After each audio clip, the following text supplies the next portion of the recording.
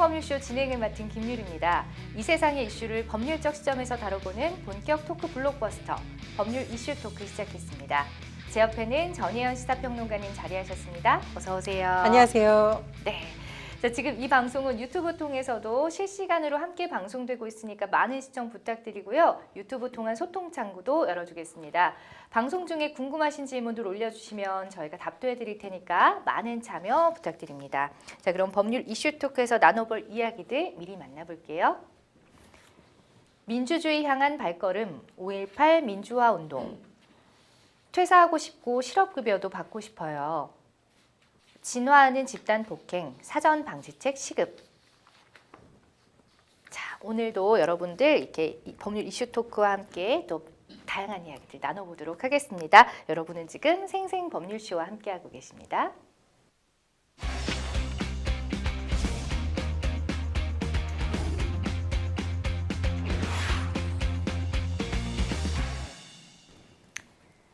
네, 법률 이슈 토크 먼저 첫 번째 주제는요. 민주주의 향한 발걸음 5.18 민주화 운동입니다. 매년 5월 18일 되면 유난히 저는 또 마음이 아프더라고요. 43년 전의 일 때문인데요. 오늘 오전 광주에 있는 국립 5.18 민주묘지에서 기념식이 진행이 됐습니다. 정말 가슴 아픈 우리 민족의 역사이고 또 아직 해결되지 않은 문제들도 존재하기 때문에 더 많은 분들이 관심을 가져야 하는 부분이 아닐까 싶은데요. 이와 관련한 이야기 나눠보겠습니다. 전문가님, 벌써 43년이 지났습니다. 자, 아주 오래된 것 같지만 아직도 그날의 기억이 생생한 분들, 가슴 아픈 분들도 꽤 계실 것 같은데 혹시 평론가님 주변에서 직접 들은 5.18 관련한 에피소드들이나 그런 실화를 바탕으로 한 얘기가 있을까요? 예, 뭐 제가 직접 겪은 얘기는 아니고요. 제가 지인한테 들었던 얘기입니다. 5.18 광주 민주화 운동이 일어난 당시 본인은 어린이, 아직 학교에 입학하지 않은 상태였다라고 하는데 네. 곳곳에서 굉음이 들리고 우는 소리가 들려서 어릴 적 동화책에서 잠깐 그냥 봤던 전쟁이 일어난 줄 알았다. 그런데 알고 보니까 이게 우리나라 안에서 서로가 촛불을 겨뤘던 사건이라고 너무 놀랐다 이런 말씀을 하신 적이 있고요. 또 우리가 직접 5.18 현장에 있지 않더라도 사실 5.18을 주제로 한 많은 영화들이 개봉이 됐었습니다. 그렇죠. 저는 이 영화 화려한 휴가를 보다가 제 친구 중에 한 명이 너무 울어서 거의 이제 혼절을 할 정도로 울었는데 사실 그 친구만 그런 게 아니라요. 영화를 보던 너무나 많은 사람들, 그 현장에 있지 않았던 시민들도 그 이효원 씨가 나오죠. 예, 결혼을 맞아요. 앞두고 있는 네. 예비 신부의 그 목소리가 나올 때 통곡하는 소리가 극장에서 들었던 그런 기억이 납니다. 네. 영화 택시 운전사는 5.18을 둘러싼 그 시민들, 평범한 시민들이 어떤 일을 겪었는지 그리고 진실을 알리기 위한 독일 기자 피터, 그리고 이 택시 운전을 하던 송강호 씨의 명연기가 굉장히 화제가 됐었는데 제가 이런 댓글이 굉장히 기억이 납니다. 처음에 굉장히 유쾌하게 이 영화를 봤다. 송강호 씨가 굉장히 재미있는 캐릭터죠. 예. 그리고 이 영어를 써서 막 이렇게 어떤 외국인 손님을 태우게 되는 과정을 보면 앞뒤가 안 맞는 영화인데 우리가 다 알아들을 수 있고 외국인하고도 의사소통되는 과정. 그리고 이제 송강호 씨가 어린 아이를 키우고 있잖아요. 네, 맞아요. 거기서 일어난 일화 굉장히 처음엔 재밌게 봤는데 끝나고 나니까 참 가슴이 먹먹해지더라라는 얘기를 했습니다. 5.18 광주 민주화 운동은 사실 우리 시민들이 주역이었던 민주화 운동인데 직접 겪었던 분들의 상처도 아직은 다 마무르지 않은 것 같고 그 이후에 태어난 세대던 그 전에 태어난 세대던 이제 마무리되지 못한 진실 규명이 되어야 된다는 점에서는 세대를 떠나서 큰 이견이 없을 것으로 보입니다. 맞습니다.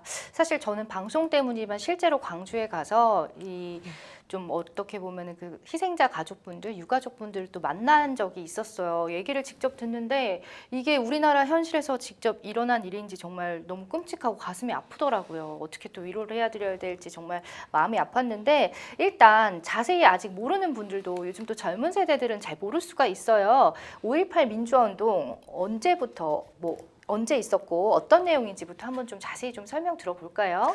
우리 5.18 하면 1980년 5월 18일을 많이 생각을 하죠. 네. 그런데 사실은 그 전후에 어떤 정치적, 역사적 일이 있었는지를 한번 봐야겠습니다. 맞습니다. 1979년 12.12 군사 반란이 일어났었는데요. 이 전두환을 중심으로 한 신군부가 여기에 대한 반대하는 시민들을 이제 제압하기 위해서 여러 가지 시도를 했었죠. 네. 뭐 비상계엄 전국 확대라든가 이런 부분에 있어서 사실은 광주뿐만 아니라 전국에서 여기에 반대하는 시위가 일어난다던가 반대 여론이 확산되고 있었습니다. 그런데 대학들이 딱 개학을 한 3월이 되니까 본격적으로 이런 흐름이 나타나기 시작했고요. 특히 1980년 5월 18일부터 5월 27일까지 전남 광주를 중심으로 대규모 민주화 운동이 일어나게 됩니다. 그런데 이 민주화 운동이 시민들의 어떤 외침을 당시에 군부가 듣는 것으로 된 것이 아니라 무자비한 폭력이 있었고 네. 이 과정에서 많은 시민들이 이런 이제 희생을 당하는 안타까운 일이 있었는데요. 뭐 이게 한때는 광주 폭동이다 이렇게 불리기도 했었지만 이제 광주 민주화 운동으로 명명이 됐고요. 벌써 43주년을 맞았습니다. 근데 제가 이제 벌써라는 말을 쓰기가 참 죄송스러운 게 이 자식을 잃었던 어머님들 입장에서는 그럼요. 이 일이 마치 어제의 일과 같다. 지금도 눈을 뜨면 아이가 살아 들어올 것 같고 네. 지금도 눈을 뜨면 잠시 나가겠다던 남편이 친척이 돌아올 것 같다라는 말씀을 하십니다. 43주년이 지나도 아직 아물지 않은 상처가 있기 때문에 그 상처를 또 조금이라도 회복하기 위해서 노력해야 될 많은 과제들이 여전히 남아 있습니다. 그러니까요. 참 얘기를 하면서도 이야기를 다루면서도 참 조심스러운 부분이 많습니다. 자, 5.18 관련 새로운 소식들은 계속해서 나오고 있고 매년 이맘때가 되면 또 계속해서 새로운 이야기들이 나오고 있어요. 자, 물론 팩트 체크가 필요한 부분도 있기는 한데 자, 한번 알아보겠습니다. 우선 최근에 전남 해남에서 5.18 당시 안매장된 것으로 추정되는 유골이 발견됐다는 이야기가 있더라고요. 그렇습니다. 5.18 진상규명조사위원회가 있습니다. 이곳에서 안매장에 참여했던 장병의 진술을 토대로 조사를 진행을 했었는데 유골 3기가 발견됐다라고 합니다. 그런데 우리가 이제 생각을 하기에 다른 유골일 수도 있다라고 하는데 중요한 것은 장병들의 진술을 토대로 이것이 이제 발굴이 된 거잖아요. 네. 유해 발굴이 된 거죠. 실제 안매장에 참여한 병사들의 진술을 근거로 했다라고 하고요. 이 장병들의 증언에 따르면 5월 27일, 1987년 5월 27일이죠. 그때 비가 오는 날 매장을 했다. 이렇게 진술을 했다라고 합니다. 네. 해남, 우술제, 상둥리 등에서 발생한 희생자가 유력한 곳으로 보고 있고요. 또 지금 조사위가 이른바 행방불명자, 행불자라고 하잖아요. 16곳에 대한 지난 2년간 지금 조사를 하고 있는데 이제 입원을 포함해서 수습한 요구를 한 12기 정도라고 한다고 합니다. 그래서 행불자 가족들이 DNA 작업을 아직 진행을 하고 있는데 5.18 행불자로 인정받은 사람 모두 78명입니다. 현재까지 75명 찾지 못하고 있으니까요. 아직도 가야 될 길이 멀다라는 지적이 또 일리가 있는 부분이긴 합니다. 그러네요. 이제 세기를 찾았으니까. 자, 지금 얘기를 들어보니까 어쨌든 구체적인 진술이 있었고 실제로 유골이 발굴이 됐기 때문에 어느 정도 신빙성이 있어 보이는데요. 또 5.18 민주화운동 진상규명조사위원회가 당시 계엄군들이 시민을 향해서 최소 20곳 이상에서 50여 차례에 걸쳐서 발포를 했다. 이렇게 밝혔다고요. 이거는 그냥 진압도 아닌 발포. 네. 즉 시민들이 사망해도 괜찮다라는 누군가의 지시가 있었던 것이 아니냐라는 추측을 할 수 있겠죠. 5.18 민주화운동 진상규명조사위원회의 발표에 따르면 무려 시민을 향해서 최소 20곳, 많게는 50여 곳, 50곳 이상에서 발포가 되었다. 이런 사실이 조사가 되었다고 합니다.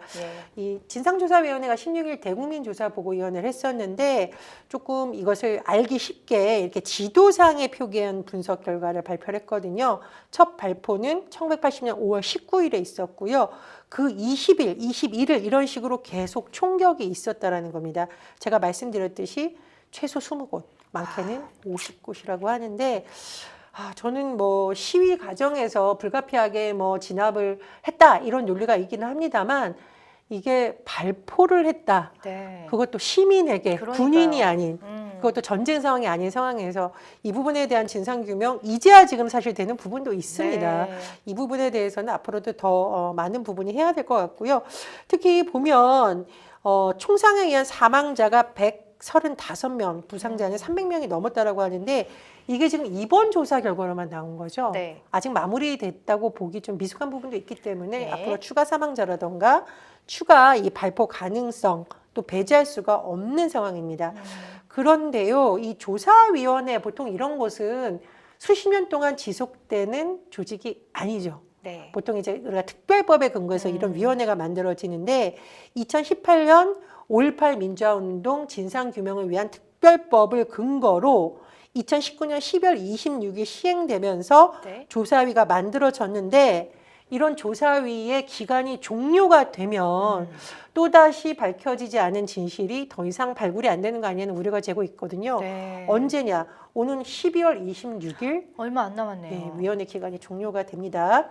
위원회가 내년 6월 종합보고서를 채택하고 대정부 권고안을 제시한다라고 하는데 글쎄요, 5.18 희생자분들 입장에서 과연 이제 다 마무리됐다라고 볼 수 있는지 그렇다면 그 이후에 어떻게 돼야 되는지 또 다른 특별법이 필요한지에 대해서는 국회 차원의 심도 있는 논의가 반드시 필요할 것으로 보입니다. 그러게요. 자, 광주 시민들이 그때 당시 얼마나 공포스러웠을지는 정말 상상도 못할 정도일 것 같은데, 자, 그때 뭐 앞서 말씀드렸지만 75명이 아직까지 행불자로 남아 있는 상황이잖아요. 그 당시에 정말 행방불명된 사람들이 상당히 많았었는데 당시 7살이었던 이창현 군의 마지막 행적이 최근에 또 확인이 됐다고 합니다. 예. 이게 아이를 잃은 부모님들이 가장 고통스러운 부분이 생사 확인이 안 될 때인 것 같습니다. 맞습니다. 이게 정말 이게 희망 고문이라는 말, 아이가 어디서 살아서 날 기다리지 않을까, 내가 못 찾고 있는 거 아닐까라고 하기 때문에 부모님들은 희망의 끈을 놓지 않고 여기저기 수소문하고 돌아가실 때까지도 눈을 못 감는 경우가 있죠. 네.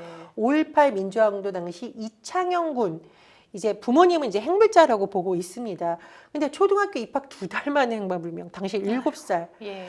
이 부모님 입장에서 이 아이의 지금 사망이 확인되지 않은 상황에서 포기할 수가 없는 겁니다. 그래서 계속 광주로 가고 근데 흔적을 찾을 수가 없어서 결국은 1997년에 이군의 묘비를 부모님이 세운 거죠.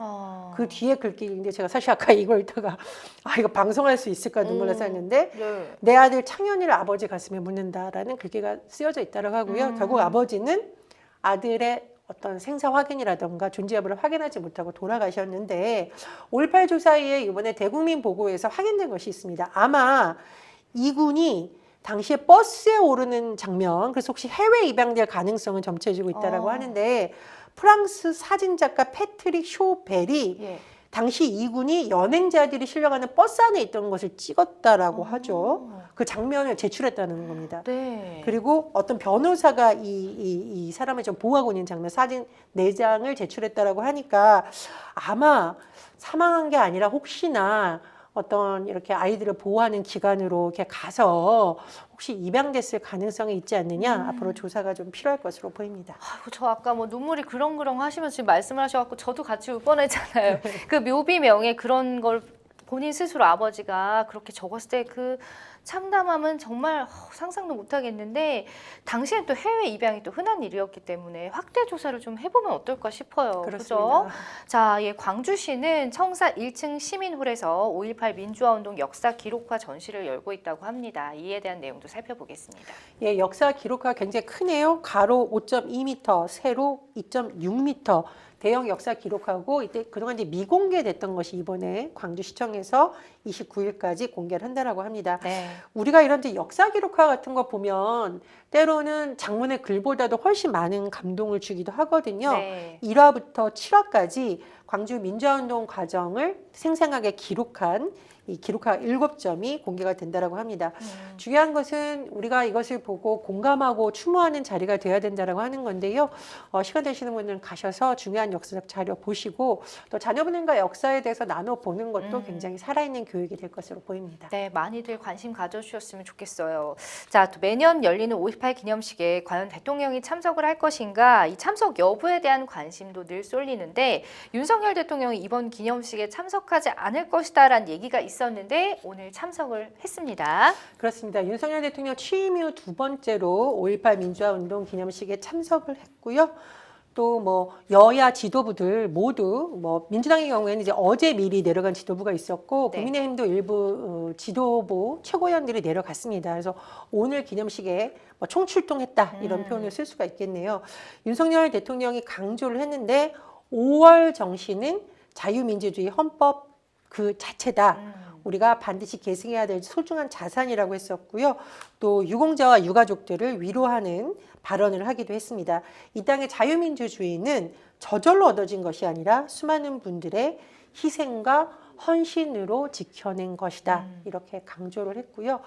이 임을 위한 행진곡이 5.18의 상징곡과 같잖아요. 네. 기념식의 이제 마지막 식순으로 보통 재창을 합니다. 예, 이 예. 재창이라는 것이 굉장히 중요하죠. 네. 과거에 재창 안 하고 합창단이 뭐 한다 해가지고 굉장히 시끄러웠고 맞아요. 또 정부라던가 일부 정치인들이 가서 끝까지 뭐 노래를 하지 않았다 논란이 있었는데 네. 윤 대통령이 같이 이렇게 주먹을 흔들며 이 노래를 또 재창을 하기도 했었는데 제가 다시 이제 5.18 임을 위한 행진곡을 뭐 재창이냐 합창이냐 뭐 시끄러웠을 때 정치부 기자였던 기억이 납니다. 근데 네. 사실 그때 보수 정당에 있는 의원들도 왜 이런 문제로 우리 국민들이 서로 다투고 해야 되냐? 네. 이제까지 재창에서 무슨 문제가 있었느냐? 5.18 민주화 운동은 해외에서도 지금 많은 공부를 하고 있는 역사적인 민주화 운동인데 더 이상 이런 문제를 정쟁으로 삼지 않았으면 좋겠다는 네. 쓴소리가 나오기도 했거든요. 예, 예. 어쨌든 윤석열 대통령이 이번에 같이 재창을 했기 때문에 이런 부분의 논란은 뭐 현 정부에서는 일어나지는 않을 것 같다.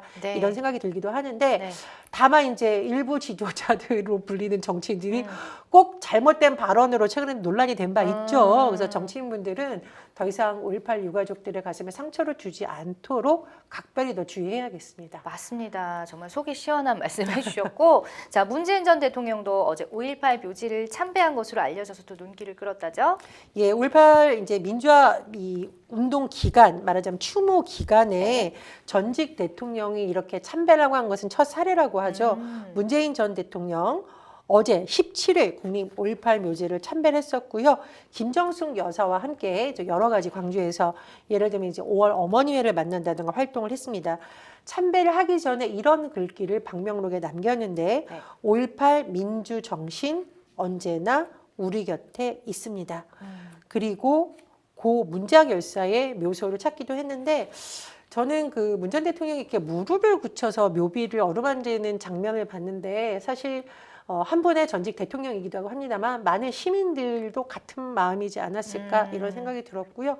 또 보니까 일부 시민들하고 대통령이어서 대통령님 같이 사진 찍어요 막 하는데 네. 약간 정중하게 아유, 이 자리는 또 하면서 살짝 이제 좀 거절을 하셨는데 제가 좀 당부드리고 싶은 말씀이 있는데 이런 이제 기념식이라든가 우리가 아픈 역사를 하는 상황에서는 아무리 본인이 좋아하는 정치인들이 오더라도 뭐 소위 말하는 셀카를 네네. 찍는다든가 좀 자제해 주셨으면 예. 좋겠어요. 그래서 이제 이런 부분은 조금 정중히 거절하신 것 같고요. 그리고 중요한 부분이 있습니다.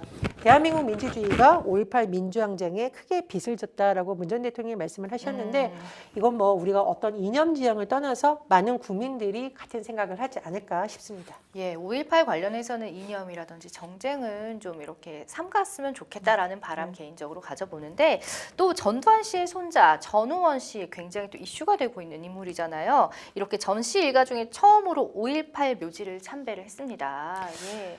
예, 정작 그 역사적인 부분에 있어서 진실규명에 책임이 있거라든가 여러 가지의 사실을 밝혀야 했던 고 전두환 전 대통령은 이미 세상을 떠났고요. 전두환 씨 일가가 그동안 5.18 민주화운동에 대해서 제대로 사과하거나 진실규명에 협조한 적은 없었죠. 네. 그런데 전두환 씨의 손자 전우환 씨가 사실은 지난 3월에도 5.18 묘지를 찾은 적이 있었습니다. 그때 보면 무릎을 꿇고 본인의 옷으로 직접 묘비를 닦으면서 사죄를 한다. 저는 죄인이다. 그리고 학살자의 가족으로서 인정하고 다시 한번 사과드린다라고 했었고 이번에도 다시 5.18 민주화운동 어제도 이제 왔었고요. 43주년 추모식에도 또 참석을 했는데 그 굉장히 본인이 이제 말하는 걸 이제 굉장히 조심스러워 하더라고요. 뭐 죄송하다 이런 말은 하지만 네. 사실 본인이 이렇게 주목을 받아야 되는 자리는 아니다라는 취지로 발언을 했는데 굉장히 조심스러워 하는데 저는 이 5.18 민주화 운동의 이제 유족 어머님들이 오히려 이렇게 좀 전시를 다독여 주는 모습을 보면서 참 마음이 찡했고요. 그러네요. 그러나 전환 씨의 어떤 이런 것만으로 모든 책임이 면해지는 것은 아닙니다. 그럼요. 그래서 앞으로 진실 규명이 있다면 전두환 씨 일가가 적극 협조해야 된다. 이런 말씀 드리고 싶습니다. 맞습니다. 자, 아까 뭐 일부 정치인들의 그 발언에 대해서 한 말씀 해주셨는데 최근에 국민의힘 김재원 최고위원이 5.18을 폄훼하는 발언을 해서 논란에 휩싸이는 일이 있었습니다. 당원권 정지 1년의 징계를 받으면서 일단락이 되긴 했는데 5.18 유가족의 상처는 얼마나 컸을까 싶습니다. 또 얼마 전에 국민의힘 유승민 전 의원도 5.18 묘지를 참배하고 최고위원회 망언을 사죄드린다 입장을 밝히기도 했는데 어떤 망언을 했길래 이렇게 또 이런 일이 있었을까요? 이 5.18 관련해서 헌법에 수록을 한다. 5.18 정신은 이것은 이제 윤석열 대통령의 공약이기도 한데 네. 그것에 대해서 이제 약간 폄훼하는 듯한 그리고 이제 마치 선거용 발언이었다는 식으로 발언을 하면서 당내에서도 엄청난 비판을 받았고 네. 당연히 5.18 관련 단체라든가 시민들이 굉장히 거세게 항의를 한 바 있습니다. 물론 근데 이제 당원권 정지 1년이라는 것은 내년에 총선 출마를 할 수가 없다라는 거거든요. 당원 자격이 없기 때문에 당연히 국민의힘에 공천을 못 받는 건데 다만 이 당원권 정지 1년의 징계가 적절하냐 아니냐는 여전히 또 좀 논란이 있는 부분이기는 합니다. 어쨌든 유승민 전 국민의힘 의원이 15일 5.18 광주에 있는 5.18 민주묘지를 방문해 참배를 하면서 우리 당 최고위원 한 분이 5.18 정신을 헌법 전문에 수록하는 것을 반대하는 등 망언을 했다라고 하면서 같은 당 소속 정치인으로서 꼭 사죄드리고 싶다라고 했습니다. 물론 이제 김재원 최고위원도 뭐 너무너무 막 여론의 비판이 거세기 때문에 나중에 네. 등 떼밀려서 사과하는 듯한 모습을 보이긴 했는데 예. 저는 처음부터 안 해야 되는 거죠, 아이, 사실은. 그럼요. 이 네. 집권 여당의 지도부로서 더 책임감 있는 모습을 보였다고 생각을 하고요. 또 지금 국회에서 5.18 정신과 관련된 이 헌법 전문 수록을 위한 원포인트 개헌이 다시 화제가 되고 있는데 거기에 대해서도 반대할 이유 전혀 없다. 이렇게 긍정적으로 말을 했습니다. 그리고 또 이제 굉장히 좀 우리가 공감할 만한 발언도 있었는데 저희 세대뿐만 아니라 후배들도 5.18 민주화운동의 역사와 정신을 똑바로 기억하고 우리나라가 진정한 민주공화국이 되는데 힘이 돼주기를 기도하는 심정이다라고 했는데 여야를 떠나서 사실은 이제 5.18 정신에 대해서 다시 새기고 이런 것은 최근에 많이 좀 이제 네, 뭐 확산이 되는 분위기입니다. 근데 제가 좀 말씀드리고 싶은 것은 이게 이제 선거가 다가오면 너무 이러는 거 아니냐. 그래서 국회에서 할 일이 있는데 너무 상가가 다가올 때 여야 정치인들이 이벤트성으로 그치지 말고 제가 아까 말씀드렸잖아요. 국회에서만 할 수 있는 또 일이 있습니다. 네. 그래서 그 부분은 국회의원들이 좀 더 열심히 일을 하셔서 하루 또는 이틀 광주 찾는 것도 물론 나쁘다고 할 수 없습니다만 국회를 통해서 해결해야 될 부분들은 또 국회에서 해주셨으면 하는 바람이 있습니다. 저희가 뭐 앞서도 말씀드렸지만 매년 이 시기가 되면 5.18 정신을 헌법 전문에 담아야 한다는 개헌의 목소리가 나오는데 올해도 역시 마찬가지였습니다. 좀 구체적으로 들여다볼게요. 예, 제가 신문을 보니까 이런 제목의 기사가 있대요. 응답하라 1980. 이거 딱 들으면 예전에 드라마 제목 네네. 떠오르시죠? 근데 이제 이 드라마 제목을 조금 재밌게 채용했지만 내용은 굉장히 엄숙한 내용인데 광주시의회 본회의장에서 5명의 2030 세대 시의원들이 응답하라 1980 이렇게 외쳤다는 겁니다. 이거 뭐냐? 5.18 정신 헌법 전문에 수록하는 거 더 이상 미루지 말라. 여기서 1980은 1980년 5.18을 말하는 것이죠. 네. 그래서 민주당 소속 광주시 의원들이 또 이렇게 성명을 내고 계속 촉구를 하고 있는 상황이라고 하고요. 제가 말씀드렸듯이 5.18은 사실은 전 세계가 공감할 만한 민주주의의 정신을 담고 있다라는 점을 거듭 강조를 하고 있고 사실 이제 우리도 이제 금방 짚었지만 5.18 역사 왜곡이 아직 완전히 없어진 것이 아닙니다. 네. 뭐 일부 정치인들이 이런 발언을 했다가 뭐 선거 기간에 공천에서 탈락했지만 다시 공천을 받았더라. 지금 말씀하신 것처럼 또 징계를 받았더라. 또 일부 유명 인사들이 또 뭐 유튜브라던가 집회에서 한 발언이 여전히 논란이 되고 있는데 이런 거를 좀 우리가 이제는 끝내야 된다. 그래서 헌법 최상위법이라고 할 수 있겠죠. 나라의 근간이 되는 헌법에 이제 5.18 정신을 헌법 전문에 담자라는 주장이 나오고 있는 것이고요. 또 이제 전남지사 김영록 전남지사도 이런 노력 다 하겠다라고 강조했습니다. 광주시장, 뭐 당연히 해야겠죠. 강기정 광주시장도 대통령과 여야 대표가 5.18 정신 헌법 전문수록 미루지 말고 이제 해달라라고 또 요청을 하기도 했습니다. 네, 또 한편 이재명 더불어민주당 대표 또한 5.18 민주화 운동의 헌법 전문 수록을 위한 원포인트 개헌을 추진할 것을 정부와 여당에 촉구하기도 했다고 합니다. 그렇습니다. 이재명 대표의 주장을 요약을 해보면 내년 총선에 맞춰서 하자 정부 여당이 협조해 달라라는 네. 건데 이게 사실은 여야의 공통 공약이라고 할 수 있거든요. 그러니까 더 이상 미루지 말고 하자라는 것이 이재명 대표의 주장입니다. 그리고 이제 야당의 주장은 5.18에 대해서 정말 진정성을 정부 여당이 보이려면 5.18 폄훼 발언을 한 인사들에 대해서 좀 단호하게 조치해달라 이런 요구사항도 있었는데요. 네. 다만 어제 오늘에 나온 대통령실의 좀 반응을 보면 5.18 정신 헌법 수록에 대해서는 반대하진 않지만 혹시 최근에 민주당이 여러 가지 좀 당내에 있어서 어수선한 상황이잖아요. 네. 뭐 과거에 있었던 전당대회 돈봉투 의혹과 관련해서 좀 여론의 비판을 받았던 지점이라던가 또 일부 의원들의 어떤 뭐 투기 자산 보유와 관련해서 지금 논란이 일고 있는데 혹시 그런 거를 물타기 하는 거 아니냐는 식의 또 반응이 있다라는 보도도 나오고 있습니다. 어쨌든 뭐 그건 정치인들의 판단인 것으로 보이고요. 글쎄 국민들이 보기엔 어떻게 판단할지는 또 여론의 추이를 봐야겠습니다. 맞습니다.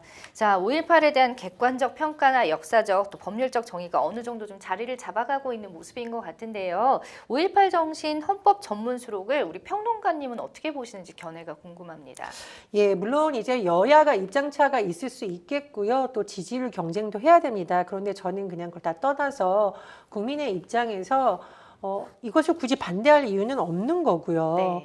또 이게 내년 선거 끝나고 이제 분명히 각 당의 지도부가 뭐 책임을 지고 물러나야 된다. 아니다. 우리 지도부 잘했다. 어떻게 해야 된다. 시끌시끌 하다 보면 이런 중요한 과제들이 다시 뒤로 밀리는 경우가 있습니다. 그래서 국회에서 이 과제를 자꾸 미루지 말고 그냥 지금 하면 좋겠다라는 것이 국민의 수의 바람이고요.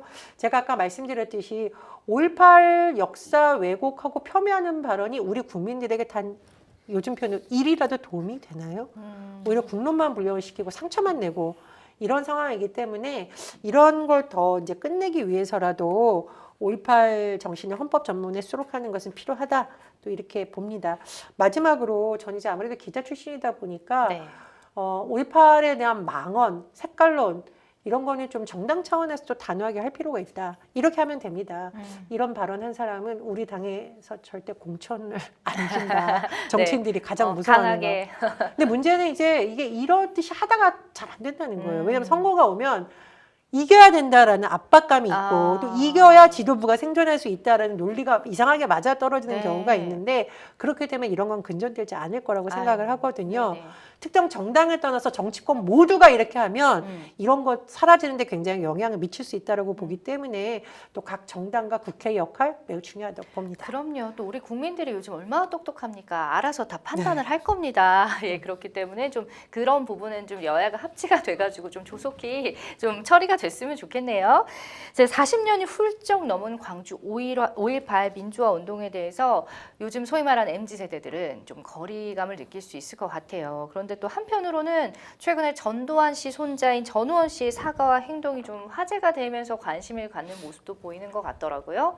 자, 이렇게 요즘 청년들은 5.18 민주화 운동에 대해서 어떻게 배우고 실제로 느끼고 있는지 궁금해요. 예. 물론 최근에 이제 일부 대학을 중심으로 한 언론에서 나오는 보도를 전반적인 모든 MZ세대 인식이라고 볼 수는 없겠습니다만 네. 그래도 많은 청년들이 이 문제에 대해 관심을 갖고 있는데 좀 기성세대와 다른 점이 있다면 워낙 좀 다양한 콘텐츠를 본인 스스로 만들기도 하고 공유하는 세대다 보니 그런 흐름이 좀 나타나고 있다고 합니다. 예를 들면은 뭐 전시회를 한다던가 본인들이 다른 지역 대학생들과 광주에 있는 대학생들이 같이 교류하면서 이런 걸 같이 하는 문화도 나타나고 하고요. 또 예를 들면 창작 뮤지컬 거리 공연 이런 것도 젊은 세대가 주도해서 하고 있다라고 하고 뭐 난타 공연, 음원 제작 이런 것도 많이 하고 있다라고 하는데 저는 이거 굉장히 긍정적으로 봅니다. 그럼요. 왜냐하면 우리가 어떤 역사적 부분이나 이런 부분이 굉장히 유쾌한 경우도 있지만 보기에 고통스러운 경우가 있습니다. 네. 왜냐하면 아픈 역사이기 때문이에요. 그러나 우리가 직시해야 된다라고 말을 하는데 이 직시하는 방법이 조금 더 다양해진다면 더 많은 사람들이 공감을 할 수 있잖아요. 네. 그래서 MZ세대다운 이런 시도 너무 좋다라고 보고 특히 다양한 지역의 대학생들이 교류하면서 아, 우리 이제 지역 갈등 이런 거 하지 말자. 교류하면서 화합과 평화를 모색해보자라는 것은 어른들이 배워야 될 점이 아닐까 맞아요. 그런 이렇게 생각이 또 듭니다. 배우는 거죠. 그죠? 자, 어쨌든 어떤 방식으로든 더 많은 분들이 5.18을 기억해 줬으면 좋겠습니다. 자, 5.18 학살 주범이라고 불리는 정직 대통령이 고 전두환 씨는 생전 자신은 5.18과 관계가 없다 이런 입장을 고수했었는데 5.18 민주화운동 강경 진압의 실제 책임자를 규명하기 위한 핵심 쟁점 바로 지휘체계 이원화입니다. 어떤 내용인지 설명 좀 해주세요. 예, 쉽게 말하면 군은 우리가 쉽게 얘기하면 상명하복 조직이잖아요. 네. 그래서 지시를 하면 따른다. 즉 지휘권이 있냐 없냐 이렇게 좀 해석을 할 수 있겠습니다. 네. 전두환이 주장했던 논리를 보면 5.18 당시 보안사령관과 중앙정보부장 서리에 불과했다. 그래서 5.18을 진압한 계엄군 부대의 지휘권이 나는 없었다. 큰 책임이 없다라는 겁니다. 하지만 다른 쪽의 해석은 뭐냐면 5.18 작전 자체가 비공식 지휘 라인을 해서 했던 특수한 상황이었다라는 거죠. 네. 공식 지휘 계통이라는 것은 보통 뭐 우리가 뭐 문설한다던가 이렇게 공식적으로 군의 조직을 통해서 탁탁탁 되는 거지만 당시에는 공수여단이 독자적으로 과격 진압 방식을 했다던가 아니면은 살상행위, 실탄 분배와 관련해서 공식 지휘 계통이 아닌 비공식 지휘 계통으로 이루어졌을 가능성을 배제할 수 없기 때문에 책임을 면할 수 없다. 즉 실제 책임자다라고 보는 의견이 있는 겁니다. 예. 그리고 최근에 여러 가지 진상조사위원회의 발표라던가 언론 보도를 종합을 해보면 공식 지휘 계통이 아니었던 정호영 특전사령관이 5월 민주항쟁 기간 최소 4차례나 광주를 방문했다. 공식 지휘 계통이 아닌데 아무것도 안 했으면 왜 4차례나 여기를 방문했겠습니까? 그러니까요. 그러니까 실제로는 거기에 참여했다라는 주장이 나오고 있고요. 또 장세동 씨 많이 아시죠? 전두환 씨 신복으로 불리는 당시 특전사 참모 작전 참모도 5월 항쟁 기간 포함해서 그 직전에 광주에 머물렀다. 뭐 이런 것이 계속이 나오고 있습니다. 그리고 이 장 씨가 최근 한 언론사 인터뷰에서 광주 방문 사실을 인정을 했는데 전두환과의 연관성에 대해서는 부인했다라고 하는데 뭐 이 사람의 말을 그대로 믿을 수는 없는 거고요. 어쨌든 이 부분에 대해서 심도 있게 조사를 하면 좀 그 실제적인 책임자에 대한 진상 규명이 좀 더 이루어지지 있지 않겠느냐 그런 분석도 나옵니다. 예. 자, 43년간 풀리지 않는 숙제 같았던 지휘체계 이원화 문제가 어떤 방향으로 흘러갈지 지켜봐야겠습니다.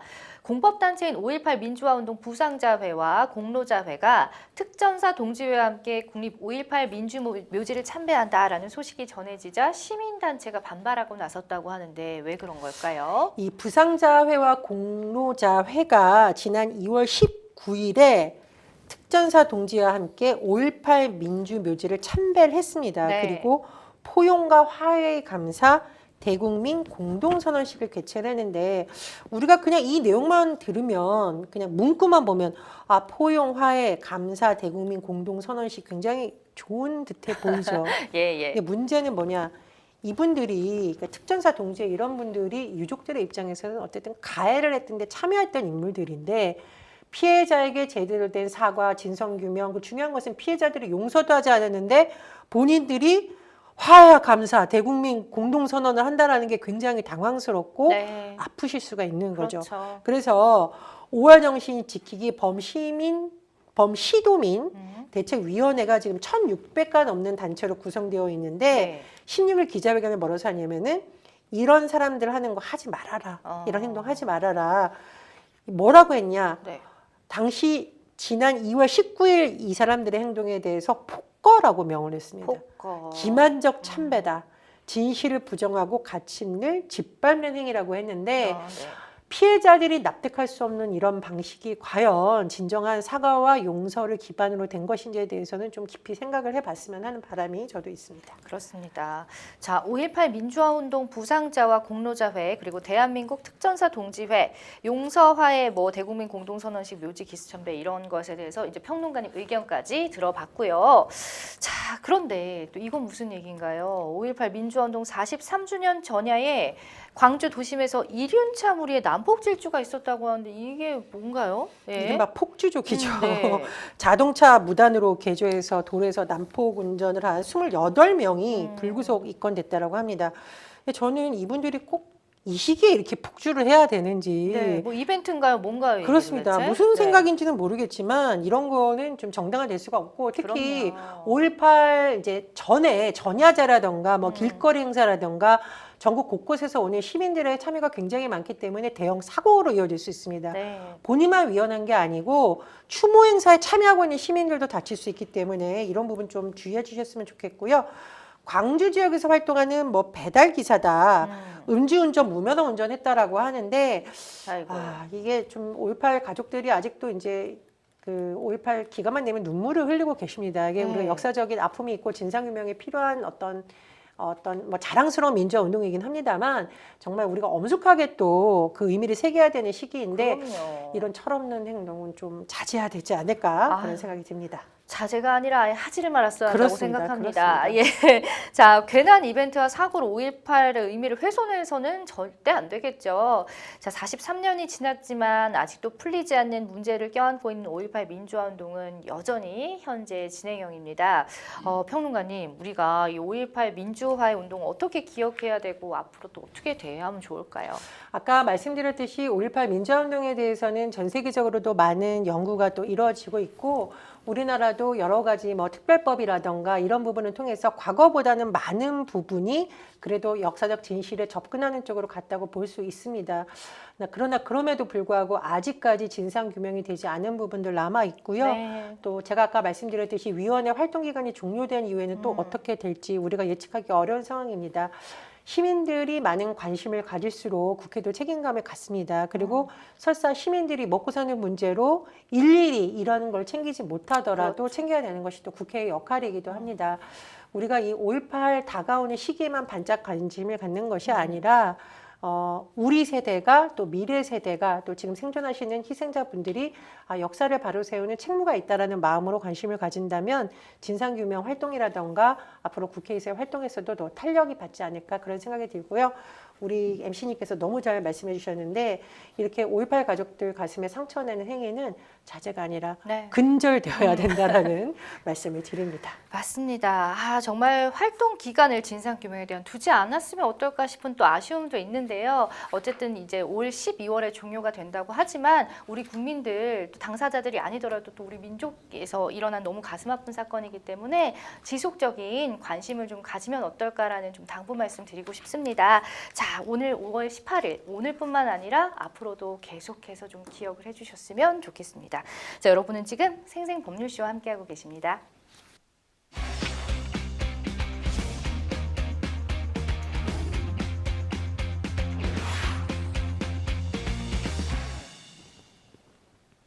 네, 법률 이슈 토크 다음 주제는요. 퇴사도 하고 싶고 실업급여도 받고 싶어요 라는 주제입니다. 네, 직장인이라면 누구나 가슴에 품고 다닌다는 그 단어 바로 퇴사죠. 자, 혹시 평론가님께서도 직장인 시절 있으셨잖아요. 있습니다. 퇴사라는 마음을 많이 담고 계셨는지 궁금합니다. 네. 근데 저는 그 드라마 미생에 나왔던 말이 굉장히 가슴에 남더라고요. 너가 뭔가 하고 싶으면 체력을 먼저 길러라. 체력. 이런 말을 하는데 바둑을 둘 때도 집중력이 떨어지는 것은 너가 체력이 떨어지기 때문이야라는 네네. 취지로 사모님이 말씀을 하시는데 예. 이제 우리 직장인들이 처음에 쌩쌩하게 직장 생활 하다가 어느 순간 다 귀찮을 때가 있습니다. 맞아요. 여기서의 체력이란 정신적, 육체적 체력, 또 여러 가지 인간관계에서 발생하는 피로감, 또 이 사회생활이 만만치가 않잖아요. 여러 가지가 되면 어느 순간 내가 이 일 계속 해야 되나라는 시기가 오곤 합니다. 저는 이 시기를 다행히 회사 내에 있는 좋은 동료라든가 선배들 덕에 넘기기는 했습니다만 복이다. 예. 네, 굉장히 복이 있었다고 네. 생각을 하는데 어쨌든 이제 이직을 한 경험이 있잖아요. 기자를 하다가 또 공공 분야에 도전해서 일을 했고 지금 뭐 방송 일, 또 대학 관련해서 이제 개건 교수로 활동을 하고 있는데 이직이 반드시 나쁜 건 아닙니다만 이게 충동적으로 하시기보다는 좀 준비를 차근차근 하시거나 또 시기가 중요하거든요. 맞아요. 시기를 잘 고민해 보시면 더 좋지 않을까 그런 생각이 듭니다. 그렇습니다. 자, 여기 지금 계신 분들 공감하는 분들 많으실 것 같은데 자, 퇴사 관련 이야기를 이제 본격적으로 한번 해보겠습니다. 한 20대 여자 공무원이 출장을 왔다가 리조트에서 추락해 사망을 한 사건이 있었다고요. 너무 안타까운 상황인데요. 네. 원주시에서 출장을 온 20대 여성 공무원이 경남에 있는 한 리조트 14층에서 추락해 사망을 했는데 현재로서는 자살일 가능성이 높은 것으로 추정이 된다라고 합니다. 물론 이제 경찰이 자세한 것을 조사해 봐야겠는데 왜냐하면 이제 이 사망한 여성이 뭐 너무 힘들다, 그만두고 싶다라고 이런 말을 여러 번 했었고 이제 추신을 해서 이제 병원에 후송이 됐으면 숨진 것으로 현재로서는 추정이 됐습니다만 다만 정확한 사고 경위나 원인은 경찰의 조사를 통해서 밝혀질 것으로 보입니다. 예. 자, 한 공공기관에서 상급자의 지속적인 성희롱을 참다 못해서 또 여성 2명이 퇴사한 일이 있었다고 합니다. 이를 두고 징계위원회가 열렸는데 정직 1개월 징계 수준 너무 미비한 것 아닌가 싶은데요. 거기에 그쳤어. 네. 여러 가지 좀 논란이 있었던 일입니다. 네. 이 국민의힘 이종배 의원실의 이제 어떤 내용이 언론을 통해서 보도가 된 건데 한국발명진흥회의 모 씨가 2021년부터 2022년까지 2명의 지금 여성이 피해자인 것으로 드러나는데 그게 네. 여성인지 남성인지 잘 모르겠어요. 그냥 직원 2명이라고만 지금 알려져 있습니다. 피해자들에게 수시로 성희롱 발언을 했다라고 합니다. 제가 이 내용을 좀 전해드리기는 민망해서 못하겠는데 징계위원회가 열렸는데 면직에 해당할 수 있는 중과실임이 인정이 됐으나 네. 참 중징계하되 기간을 최소화해야 한다며 정직 1개월을 결정했다. 왜냐 징계위원회에서는 신체적인 접촉이 없었다는 점 등을 들었다고 합니다. 근데 문제는 뭐냐? 네. 이제 이 의원실에서 이런 일 있고 나서 어떻게 되는지 막 이제 알아보니 가해자가 정직 1개월 뒤에 복귀해서 멀쩡하게 근무하고 있고 피해자들은 신고를 위해서 퇴사까지 결심을 해야 됐고 결론적으로 2명은 퇴사를 했다라는 거죠. 그러면 앞으로 누가 도대체 이런 성희롱 신고를 할 수 있겠으며 그리고 1개월 뒤에 그 사람이 복귀하는데 어떤 피해자가 여기서 생활할 수 있겠냐 네. 이런 문제를 짚었고요.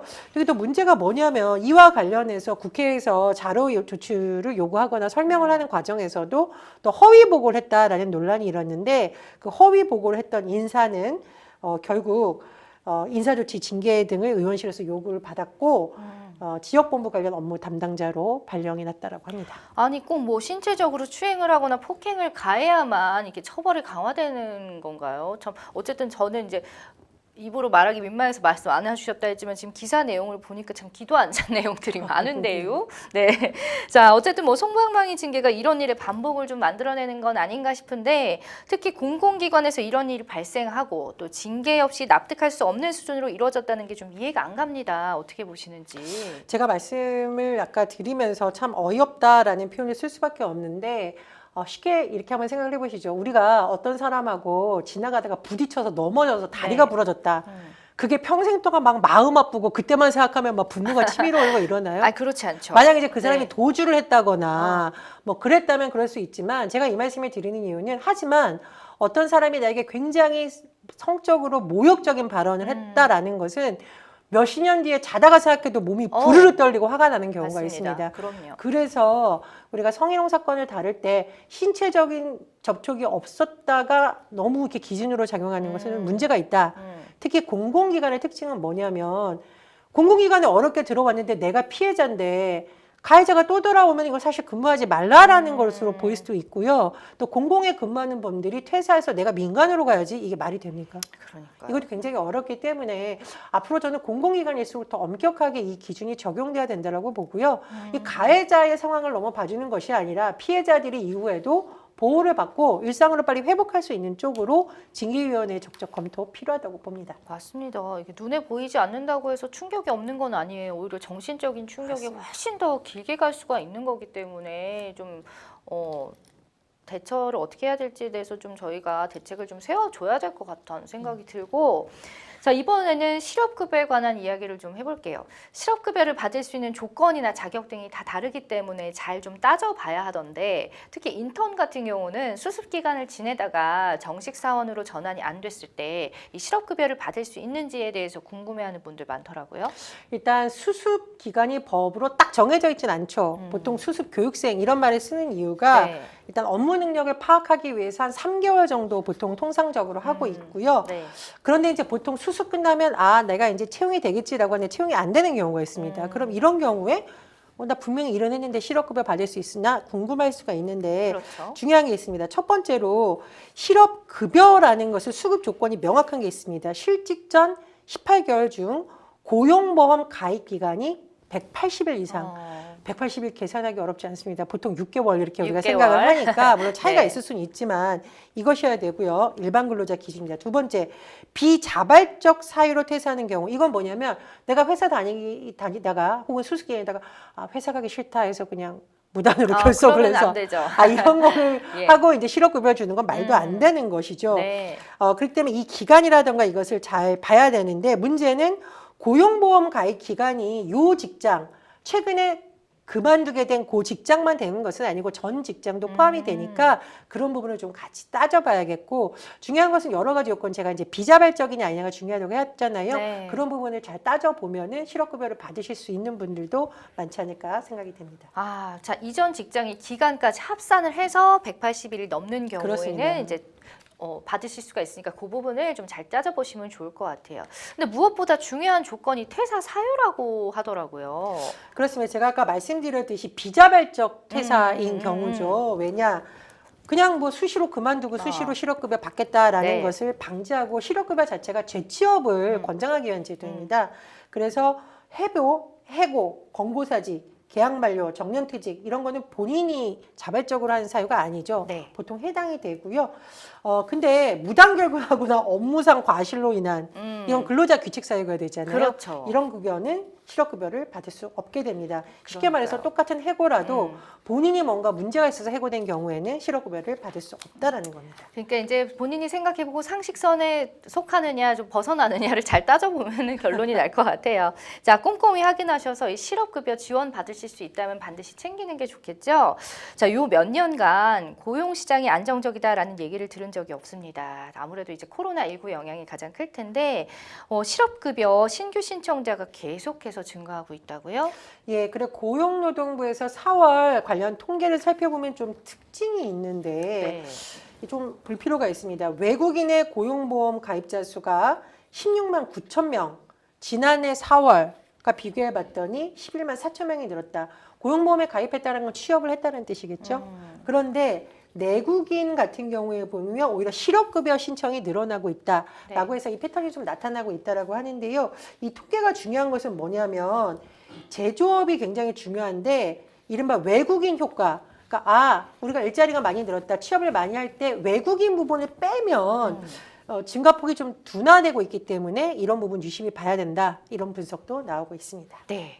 자, 또 실업급여가요. 저희는 비자발적 퇴사자에만 해당되는 걸로 지금 얘기를 계속 나누고 있었는데 지금 보니까 자발적으로 퇴사를 했을 때도 가능한 경우가 있다고 합니다. 이 어떤 경우죠? 예. 그래서 제가 말씀드렸듯이 이게 합당해야 됩니다. 합당. 조건이 8가지가 있는데 너무 까다로운 거 아니에요. 아닌가요? 합당을 여덟 쉽게 가지? 설명을 하자면 예. 내가 겉으로 보기에는 자발적으로 그만둔 거지만 자진 퇴사하지만 사실은 이럴 수밖에 없었어요라는 8가지 사유가 있습니다. 첫 번째, 이직 전 1년 이내에 2개월 이상 임금 체불이 있는 경우 이게 생계곤란이 올 수가 있겠죠. 네. 두 번째, 이직 전 1년 이내에 2개월 이상 주 52시간을 초과해서 하는 근무한 경우 이건 역시 이제 본인에게 규칙 사유가 있다고 보기는 어려운 거고 세 번째, 직장 내 괴롭힘이나 성희롱, 성폭력 등 성적인 괴롭힘을 당한 경우 이 3번을 의외로 모르시는 분들이 많아요. 제가 좀 붙여서 말씀을 드리면 3번이 또 이 증명 과정에서 굉장히 고통을 겪는 분들이 있기 때문에 많이 보완이 되고요. 네 번째, 사업장 이전 정근 등으로 출퇴근이 왕복 3시간 이상이 되어 통근이 곤란해진 경우. 다섯 번째 사정 좀 주의해서 보셔야겠는데 부모님, 동거 친척의 질병, 부상 등으로 30일 이상 본인이 간호해야 되는데 기업의 사정상 휴가나 휴직이 허용되지 않아 이직한 경우. 제 주변에 이런 사례가 있었습니다. 이거 좀 잘 보셔야 되겠고요. 여섯 번째, 임신, 출산, 만 8세 이상 이하 또는 초등학교 2학년 이상의 자녀의 육아로. 다만 저 육아 조건을 잘 보셔야겠죠. 업무를 수행하기 어려운 경우, 근데 사업주가 휴가나 휴직 허용하지 않아서 이직한 경우. 일곱 번째, 업무상 재해 등 질병으로 인한 경우. 그런데 이제 회사 내에서 전환이라든가 휴직을 안 허용해 주면 그만둘 수밖에 없는 거고. 여덟 번째, 질병으로 인해 업무를 수행하는 것이 곤란한데 역시 업무의 전환이나 휴직이 허용되지 않는 경우 등이 포함이 됩니다. 8가지 다 포함되는 것이 아니라 하나만 해당돼도? 돼도 받을 수 있는데 이야, 네. 다만 이것이 정말로 맞는지 좀 꼼꼼하게 보셔야겠습니다. 맞습니다. 자, 자진 퇴사여도 실업급여 수급 가능한 8가지 상황에 대해서도 저희가 알려드렸으니까 잘 참고해 보시면 좋겠습니다. 네, 생방송 생생법률쇼. 자, 오늘은 43주년 5.18 민주화 운동 기념일입니다. 우리가 지금 누리는 민주주의에는 43회 전 광주 시민들의 희생이 있었다는 점, 그 숭고한 정신에 대해서 오늘은 조금이라도 좀 생각해보는 시간이 되셨으면 좋겠습니다. 생생법률쇼 어느새 마칠 시간이네요. 오늘 함께해 주신 전희연 평론가님 고맙습니다. 네, 저희는 방송이 끝나더라도 계속해서 상담 받고 있습니다. 저희 법률방송 전화, 홈페이지, 이메일을 통해서 사연 보내주시면 저희들 그 변호사님과 함께 다양한 상담 도와드릴 테니까 많은 시청 바랍니다. 자, 생생법률쇼 오늘 준비한 내용 여기까지입니다. 시청해주신 여러분 고맙습니다. 그대 울음 저 여름의 거리 비를 부르 거리의 슬픔 시간은 다시 지나가고